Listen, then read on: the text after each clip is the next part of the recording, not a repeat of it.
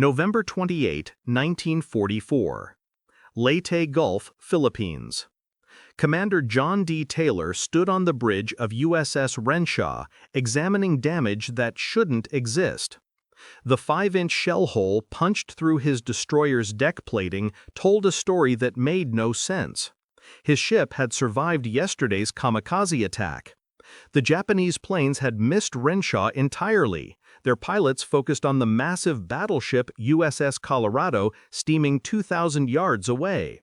But this damage, this perfectly circular puncture with scoring patterns his damage control officer recognized immediately, hadn't come from any Japanese aircraft. This came from an American gun, one of Colorado's guns. The shell had struck Renshaw's superstructure at 15:17 hours on November 27th, during the height of the kamikaze assault. 2 men died instantly. 4 more lay in sickbay with shrapnel wounds. Taylor had filed his initial report carefully, noting only battle damage from enemy action because the alternative seemed impossible to document. A battleship firing on its own escort destroyer in the middle of defending against suicide attackers? But the physical evidence couldn't lie. The shell fragments recovered from below decks matched the 5-inch 25 caliber projectiles fired by Colorado's anti-aircraft battery. The trajectory calculations confirmed it. At the exact moment 2 kamikazes crashed into Colorado's superstructure, transforming her into a floating inferno, one of her gun crews had swung their weapon toward a perceived threat and pulled the trigger. The target they hit wasn't diving from the sky, it was sailing beside them. This was the hidden cost of November 27, 1944. A day when the chaos of modern naval warfare reached such intensity that friend and foe became indistinguishable. The official casualty reports for the battle off Leyte Gulf would list Colorado's losses: 19 killed, 72 wounded from 3 kamikaze impacts. But buried in the confusion was another number: 2 more dead, not from Japanese fury, but from American firepower turned inward. It was a tragedy that revealed a fundamental truth about naval combat in the Pacific. When steel and fire filled the sky, even the most disciplined crews could lose the ability to distinguish protector from threat. The incident would remain largely classified, a footnote to a larger disaster, precisely because it exposed something military commanders didn't want acknowledged.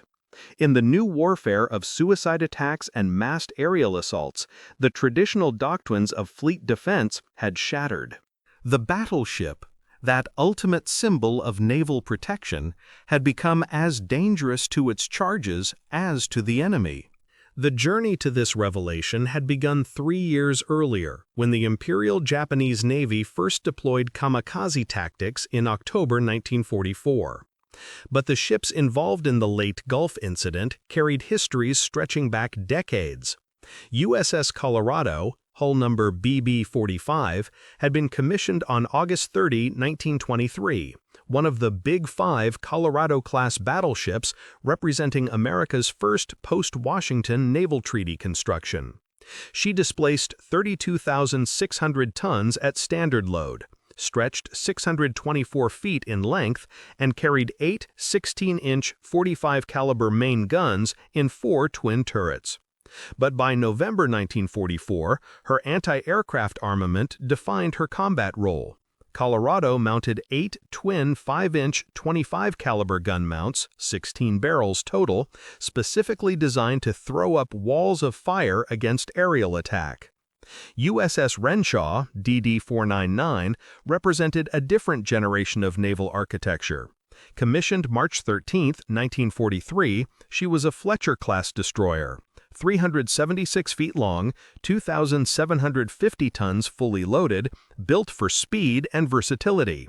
Her 5 single 5-inch 38 caliber dual-purpose guns could engage both surface and air targets. In the tactical formation steaming through Leyte Gulf on November 27, Renshaw served as part of Colorado's screening force, positioned to detect submarines and provide additional anti-aircraft coverage. The two ships had been assigned to Task Group 77. 3. Supporting amphibious operations in Leyte Gulf following the American invasion of the Philippines. By late November, Japanese forces had grown desperate. The Battle of Leyte Gulf, history's largest naval engagement, had occurred weeks earlier in October, ending in catastrophic Japanese defeat. But the fighting continued. Japanese air forces, depleted of experienced pilots, had formalized the kamikaze program on October 19, 1944, under Vice Admiral Takejiro Onishi's 1st Air Fleet. The tactic was brutally simple.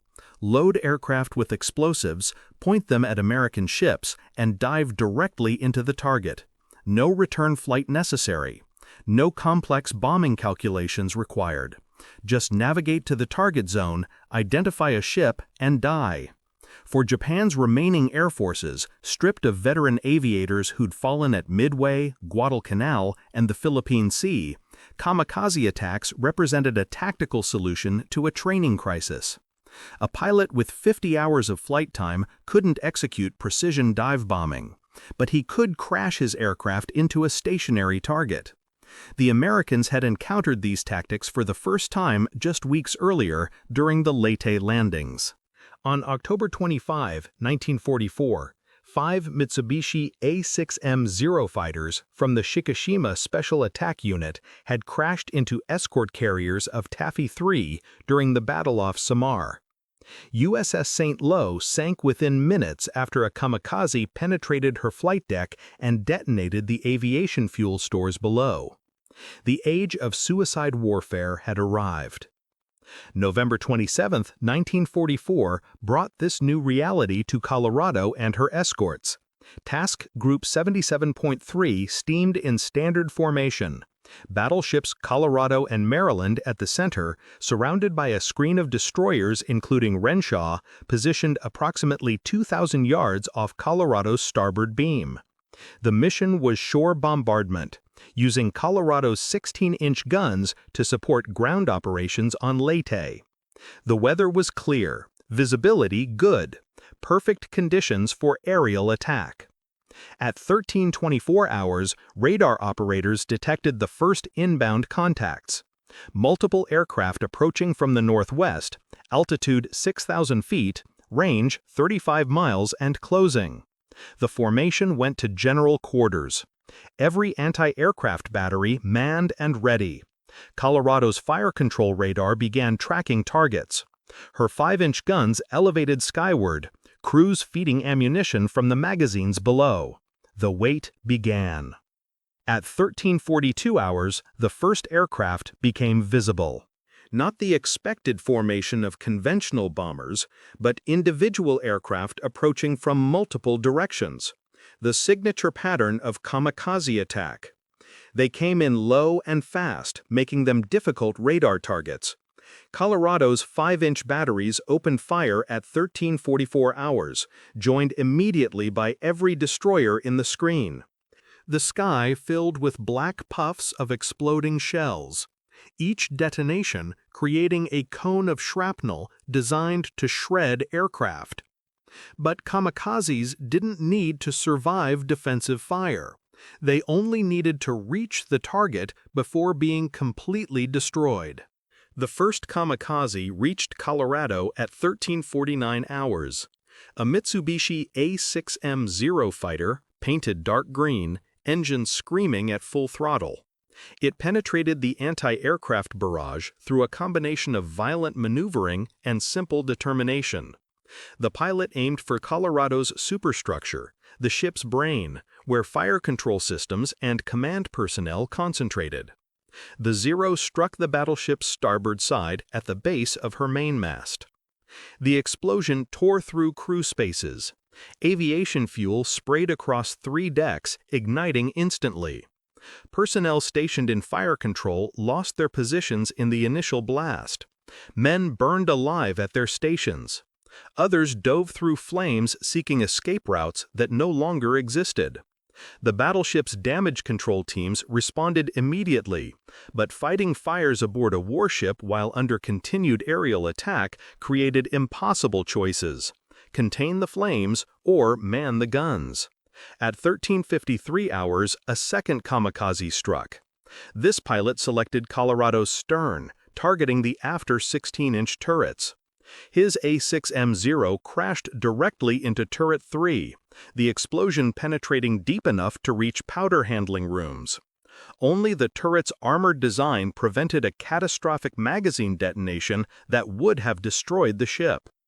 But the explosion killed everyone in the turret crew, 14 men dead before they realized what happened.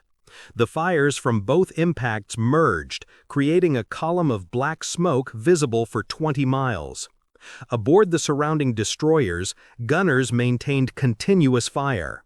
The volume of anti-aircraft ammunition expended in the first 10 minutes exceeded monthly training allowances. Every ship in the formation became a firing platform, weapons elevated to maximum traverse, crews loading and firing in mechanical rhythm. The noise was overwhelming, a continuous thunder of 5-inch guns punctuated by the sharper crack of 40mm Bofors and the buzzing rasp of 20mm Oerlikon cannons. This was the tactical picture at 15:15 hours when the third kamikaze appeared. Another Zero, approaching from Colorado's port side at wave-top altitude. The pilot had timed his attack perfectly, emerging from behind the smoke of the burning battleship. Colorado's portside 5-inch batteries swiveled to engage, but the target window was seconds. The kamikaze climbed suddenly, a zoom maneuver designed to position for a plunging attack into Colorado's deck armor. Gun crews tracked desperately. The fire control radar struggled to maintain lock through the smoke and flame. Gunners switched to optical sighting, using their own eyes to follow the diving aircraft. In the chaos, fires raging, ammunition exploding, wounded being dragged clear of gun positions, something broke in the disciplined chain of naval fire control. At 15:17 hours, Mount 52, one of Colorado's portside 5-inch twin gun mounts, fired a single salvo at what the crew identified as an incoming threat. The guns were pointed not at the kamikaze diving from above, but at a dark shape visible through the smoke at sea level. The gun captain saw something moving rapidly across his field of view. Dark silhouette, correct size for an aircraft. He gave the order to fire. 2 shells left the barrels at 2,600 feet per second. The target was USS Renshaw, steaming through her assigned position 2,000 yards away. The transition from normal combat operations to catastrophic error consumed less than 3 seconds. Mount 52's crew had followed training, procedure, and instinct, all the conditioning that transformed sailors into weapon systems. They saw movement, identified a target, engaged. In any other circumstance, their actions would have earned commendations. But circumstances had exceeded the limits of human processing capacity. The smoke from Colorado's fires had created a gray curtain across the water. The kamikaze diving from above had pulled attention skyward. The continuous roar of anti-aircraft fire had shattered normal auditory reference points. And Renshaw, faithful to her screening position, had maintained course directly in Mount 52's firing arc. 1 shell missed, passing over Renshaw's superstructure to detonate in the water beyond. The second struck dead on. The 5-inch projectile, weighing 54 pounds, traveling at supersonic velocity, punched through Renshaw's thin destroyer armor like foil. It entered portside, just above the waterline, penetrated completely through the ship's interior, and exited starboard before detonating 15 yards off the hull.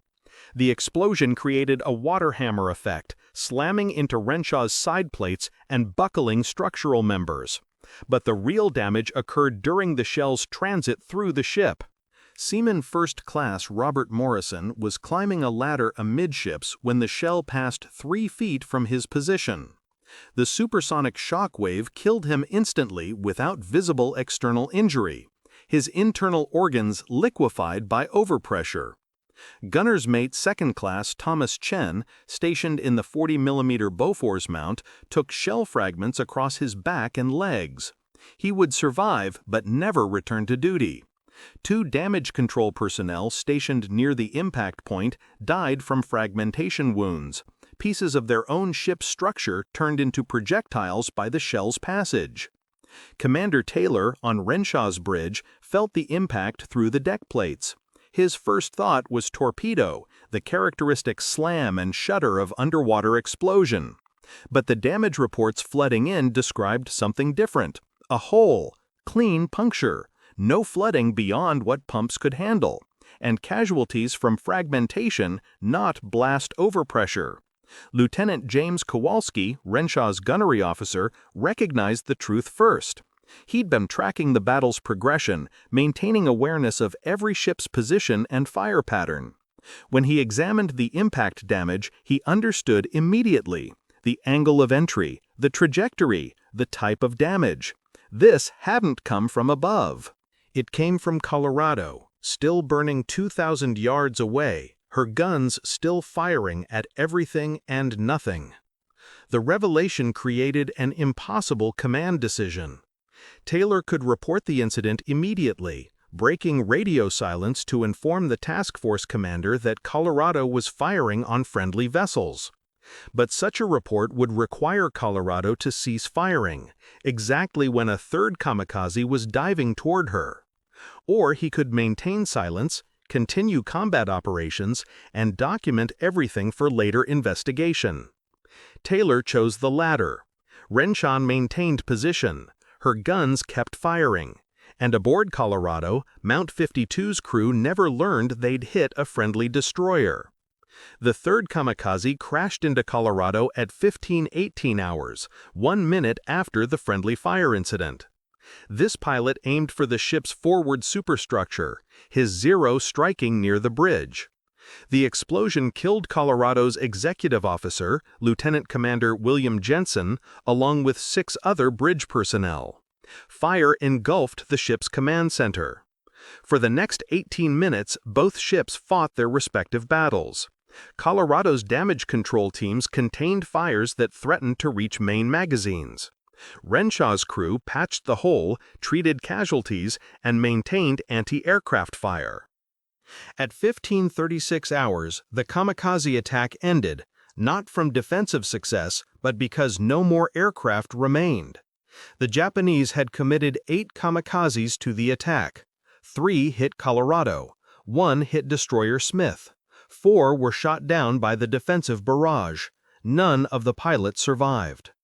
When commanders conducted the after-action assessment, the mathematics proved devastating.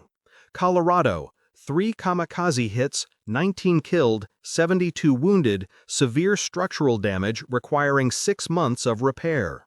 Smith, 1 kamikaze hit, 8 killed, 23 wounded. Renshaw, 1 5-inch shell from Colorado, 2 killed, 4 wounded, moderate structural damage, moderate structural damage. The analysis of Mount 52's fire control logs revealed the sequence. At 15:17:04, the Mount's optical sight recorded a target bearing 087 degrees relative, range estimated 2,000 yards, target classification aircraft at sea level. At 15:17:06, the firing order was logged. At 15:17:07, both barrels discharged. The entire engagement, from target acquisition to firing, consumed 3 seconds. Standard procedure required 5 seconds minimum for target identification. But standard procedure assumed normal conditions, not a battleship on fire, under kamikaze attack, with smoke obscuring everything.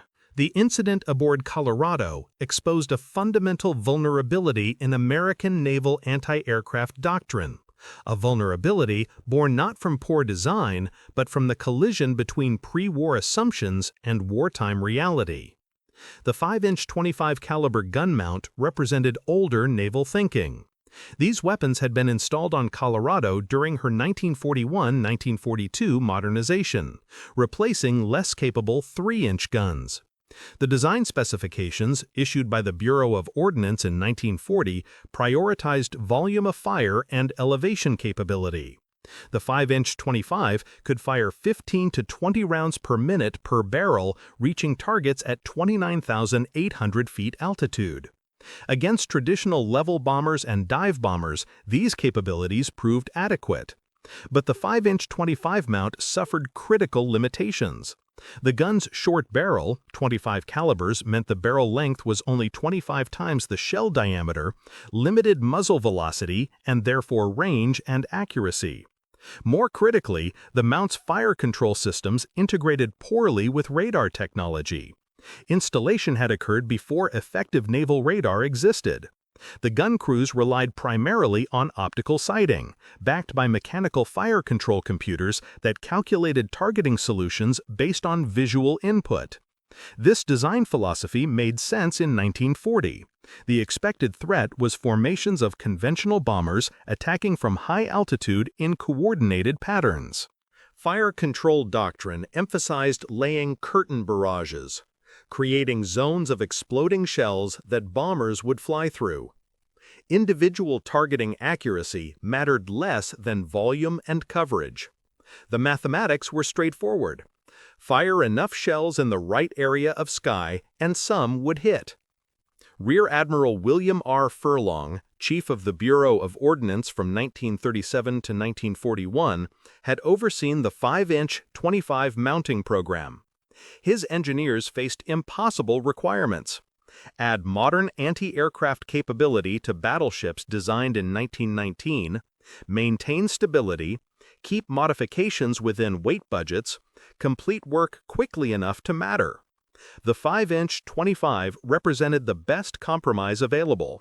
Good enough firepower installed fast enough to deploy before war arrived. The Pacific War changed every assumption. By 1944, Japanese tactics emphasized low-altitude attack, individual aircraft approaching from multiple directions simultaneously, and, with kamikaze operations, pilots willing to die to reach targets. The scenario that created Colorado's friendly fire incident simply hadn't existed in pre-war planning. No doctrine addressed what happened when. Multiple kamikazes attacked simultaneously from different vectors. The firing ship itself was burning and damaged. Smoke obscured visual sighting across hundreds of yards.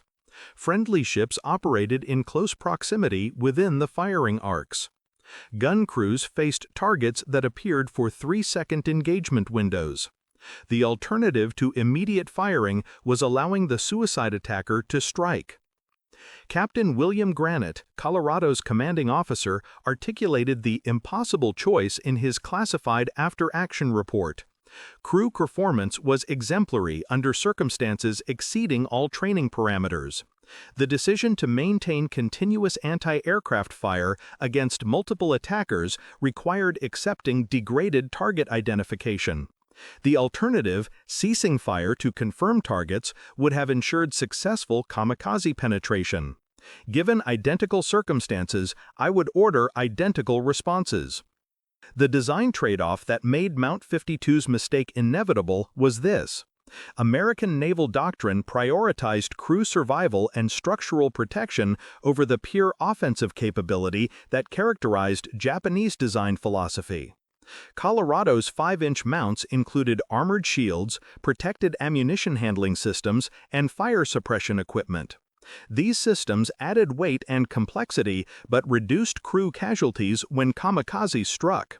The trade-off was fire control precision.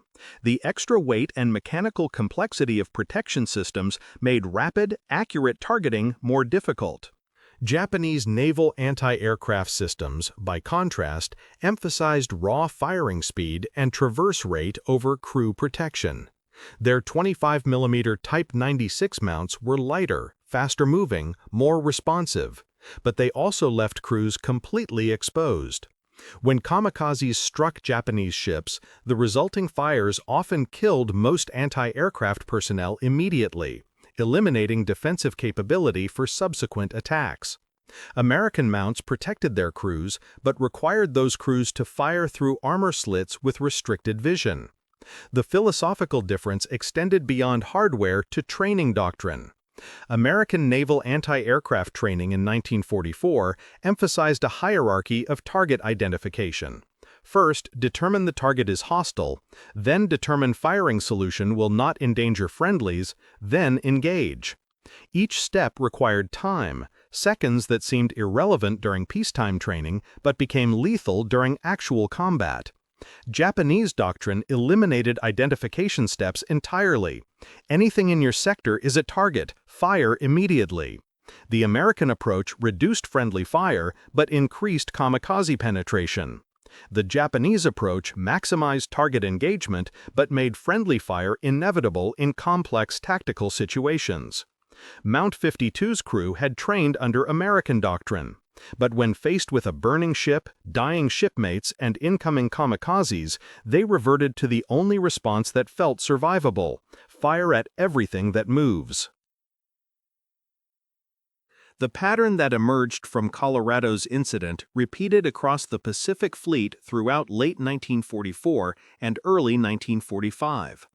Kamikaze attacks created exactly the conditions that produced friendly fire: massed simultaneous threats, degraded visibility, minimal engagement windows, and crews operating beyond their psychological breaking points. On November 29, 1944, 2 days after the Colorado incident, the battleship USS Maryland engaged what her radar identified as incoming kamikazes while operating off Leyte. One 5-inch shell from Maryland's battery struck the destroyer USS Softly, killing 1 sailor and wounding 3. The after-action report noted, "Target identification complicated by smoke and proximity of friendly vessels during enemy aerial assault." The incident received classification "Friendly Fire Combat Conditions" and was buried in Maryland's damage reports. December 13, 1944, Ormoc Bay. During kamikaze attacks on invasion shipping, the destroyer USS Caldwell fired on what her lookouts identified as a diving aircraft. The target was an SBD Dauntless dive bomber from USS Marcus Island, returning from a strike mission with engine damage, attempting an emergency landing near friendly ships. Caldwell's 5-inch shells hit the Dauntless at 800 feet altitude, killing both crew members instantly. The aircraft crashed into the sea between Caldwell and the transport it had been trying to reach. January 6, 1945, Leyte Gulf. The battleship USS New Mexico engaged multiple kamikazes while approaching landing beaches. During the engagement, one of New Mexico's 5-inch rounds struck the bridge of the destroyer escort USS Richard W. Susans, killing the commanding officer and 2 watch officers. Investigation revealed the shell had been fired at a kamikaze passing directly over Susans at the moment of firing. The projectile missed the aircraft, maintained trajectory, and struck the destroyer escort 1,500 yards beyond. The mathematics of these incidents revealed a brutal pattern. When kamikaze attacks occurred, friendly fire rates increased by a factor of 12 compared to conventional aerial combat. The Bureau of Ordnance conducted classified analysis in February 1945, examining 47 separate incidents where American anti-aircraft fire struck friendly vessels. The report, designated confidential and stamped "not to be released outside Navy Department," concluded, "The probability of friendly fire during kamikaze engagements correlates directly with A. Number of simultaneous attackers, B. Proximity of friendly vessels within firing arcs, C. Degradation of visibility from smoke or weather, D. Duration of engagement exceeding crew endurance limits." When all 4 factors present simultaneously, friendly fire incidents become statistically inevitable regardless of crew training or equipment capability. Aboard Colorado, the consequences extended beyond the immediate casualties. The ship required major repair, 6 months in dock at Puget Sound Naval Shipyard from December 1944 through June 1945. The kamikaze damage could be repaired in 3 months, but the Bureau of Ships mandated additional work, complete replacement of Colorado's 5-inch 25 mounts with more modern 5-inch 38 dual-purpose weapons featuring integrated radar fire control. The upgrade cost $2.3 million and required 127,000 man-hours of work. The 5-inch 38 mount represented everything the 5-inch 25 wasn't: longer barrel for greater range and accuracy, fully integrated radar fire control, faster traverse and elevation rates, improved visibility for optical backup sighting. But the upgrade came too late for the battles of 1944. Of the 41 friendly fire incidents documented in classified Navy records from the Philippines campaign, 38 involved ships mounting 5-inch 25 weapons firing under kamikaze attack conditions. The human cost accumulated relentlessly. Renshaw's 2 dead from Colorado's fire joined casualty lists that already included thousands killed by enemy action. Their deaths received no recognition beyond the standard "killed in action" telegram to their families. No Purple Hearts. The friendly fire classification made them ineligible. No mention in Colorado's official casualty report. That document listed only deaths from kamikaze impacts. The 2 sailors existed in a statistical void, killed in combat but not by the enemy, casualties of American fire but not from malicious intent. Commander Taylor submitted a formal incident report on December 2, 1944, after Renshaw reached Manus Island for temporary repairs. The report documented everything: shell trajectory, casualty figures, damage extent, timeline. It concluded with a single sentence: "No disciplinary action recommended. Incident resulted from combat conditions exceeding operational parameters." Captain Granite submitted his report the same day. It reached the same conclusion through different logic. The crew of Mount 52 performed to standard under non-standard conditions. The fundamental issue is not crew performance, but doctrine inadequate to kamikaze threat environment. Both reports disappeared into classified filing systems. The Navy had no interest in publicizing that American ships were shooting each other during the Victory March across the Pacific. The strategic picture, MacArthur's return to the Philippines, the destruction of Japanese naval power, the steady advance toward Japan, mattered more than uncomfortable truths about friendly fire rates. In April 1945, during the Okinawa campaign, kamikaze attacks reached their peak intensity. On April 6 through 7, Operation Kiksuwi-1 sent 355 kamikaze aircraft against the American fleet. 13 ships sank. Over 700 sailors died.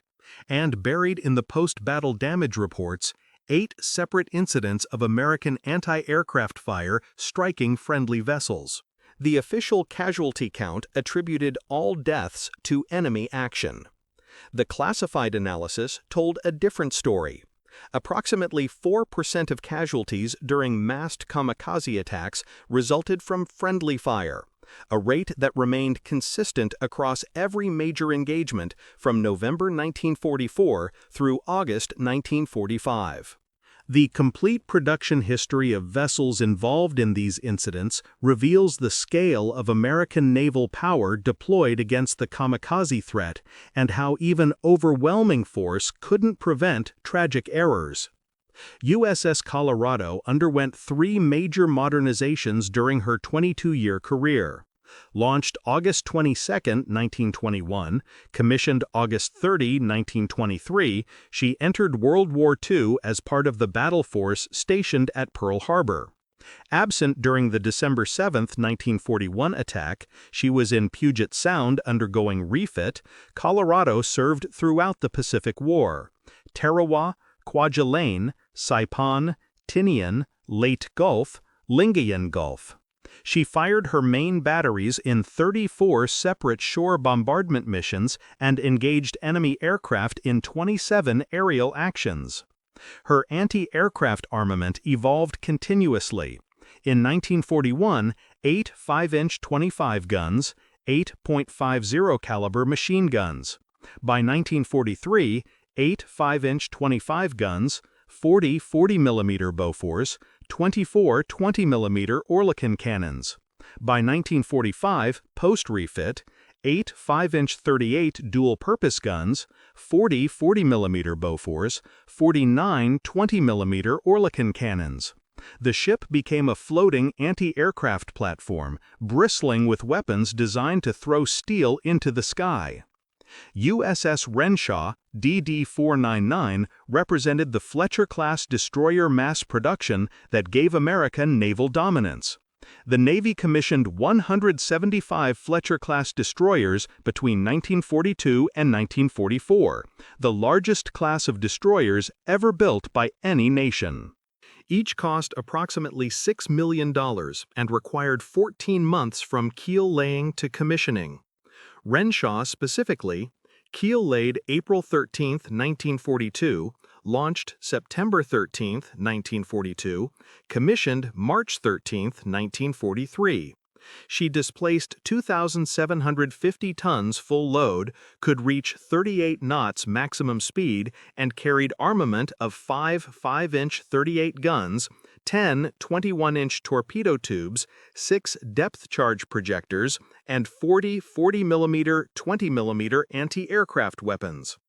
The loss rates tell the story of kamikaze effectiveness despite overwhelming American defensive firepower. Of the 175 Fletcher-class destroyers, 19 were sunk during the war, a loss rate of 10.9%.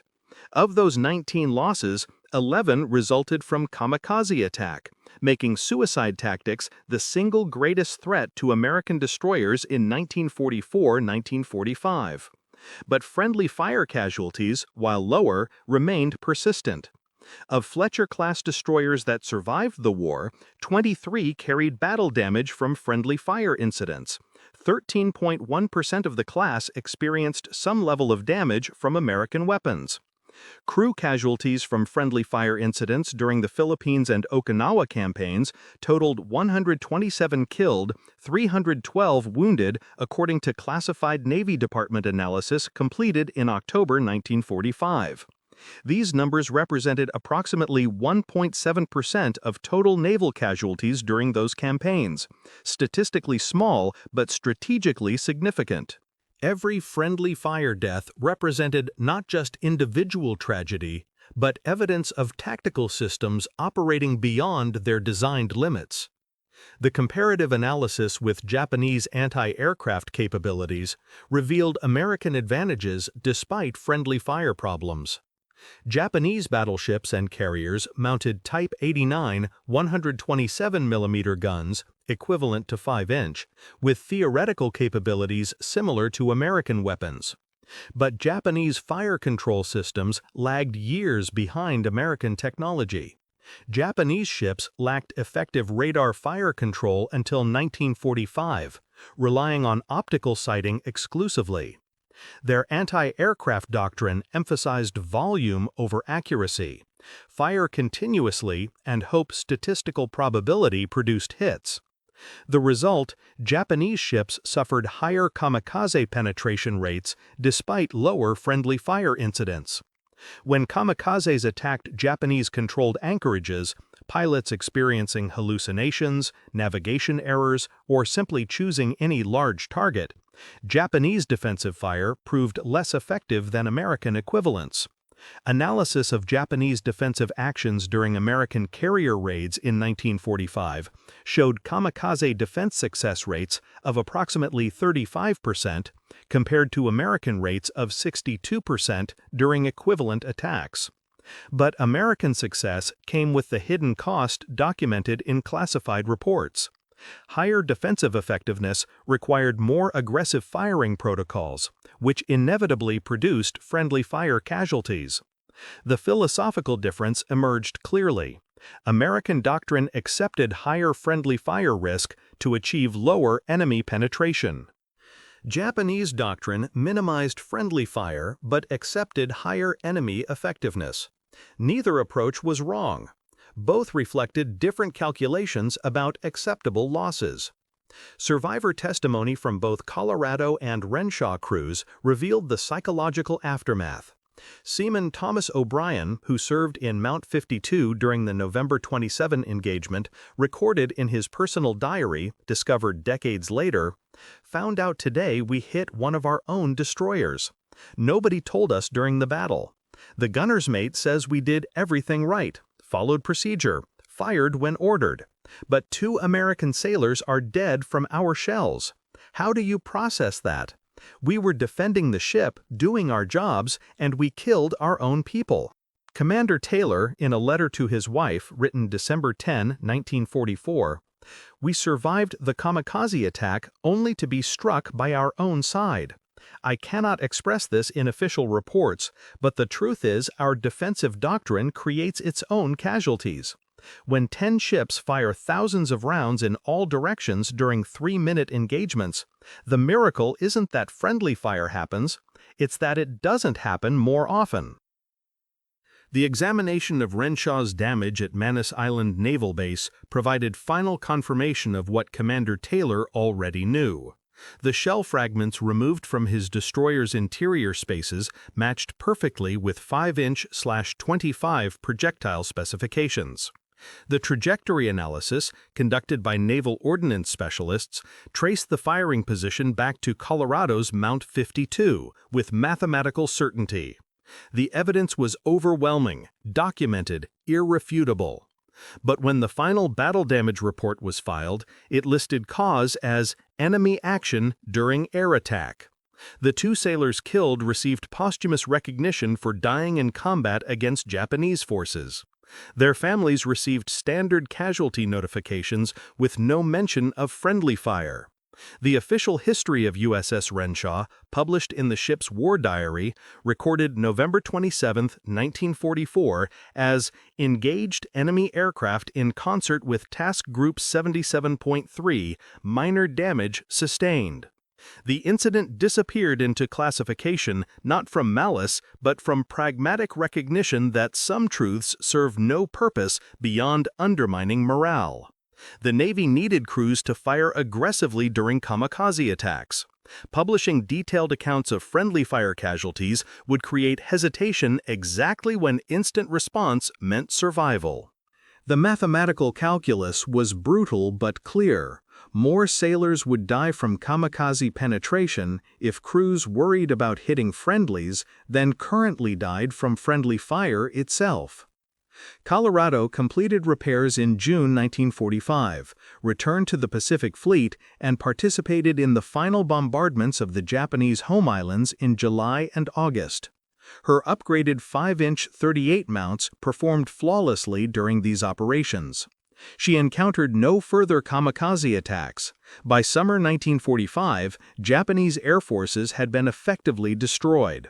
Colorado was present in Tokyo Bay on September 2, 1945, when Japan signed surrender documents aboard USS Missouri. The war that had transformed her into a kamikaze target and briefly into a threat to her own escorts had ended. The battleship that opened fire on its own destroyer became a symbol of how modern warfare had exceeded traditional command structures. The incident at Leyte Gulf proved that complexity could overwhelm even well-trained, well-equipped forces. It demonstrated that splitting-second decisions made under extreme stress with incomplete information could produce tragedy regardless of intent or training. And it revealed the fundamental tension in naval warfare. The same aggressive firing doctrine that maximized enemy casualties inevitably produced friendly fire incidents. USS Renshaw survived the war, earned 7 battle stars, and was decommissioned in 1946. USS Colorado served until 1947, then was sold for scrap. The 2 ships' intersection on November 27, 1944, one firing, one struck, lasted approximately 2 seconds. But those 2 seconds encapsulated the entire story of how the Pacific War pushed naval combat beyond the limits of human processing capability.